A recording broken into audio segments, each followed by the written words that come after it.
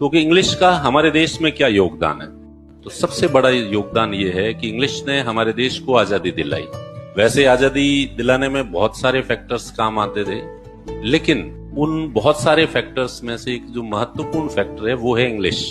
क्योंकि freedom movement, national movement जो चल रहा था उस समय जितने भी हमारे देश के लीडर्स थे, इनकी सबकी आपस की कम्युनिकेशन की लैंग्वेज जो है वो इंग्लिश थी। कांग्रेस के जितने भी अधिवेशन हुए थे आजादी से पहले, सारे अधिवेशन की जो बैठक होती थी उसमें जो कम्युनिकेशन होता था वो इंग्लिश में होता था। और अगर इंग्लिश उस समय नहीं होती तो शायद हमारा फ्रीडम स्ट्रगल पहले ही भाषा के आधार पे बढ़ जाता और जो लीडर्स थे उनकी जो एकता है वो टूट जाती और हमारा नेशनल मूवमेंट आगे नहीं बढ़ पाता। तो इस वजह से इंग्लिश के माध्यम से पूरा जो नेशनल मूवमेंट था एक रहा और हमारे देश को आजादी मिली। दूसरी बात, आज भी इंग्लिश है जिसकी वजह से पूरे देश के बीच में कम्युनिकेशन होता है। और बीच में हिंदी को लेके, हिंदी को राष्ट्रभाषा बनाने की बात आई थी तो 1964 में बहुत बड़े स्तर पर दंगे होने शुरू हो गए थे साउथ इंडिया में।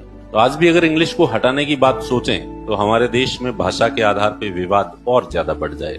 ये इंग्लिश का एक महत्व है और हमारे देश का बहुत बड़ा मॉडर्न जो लोकतांत्रिक मूल्य है वो इंग्लिश में संरक्षित है।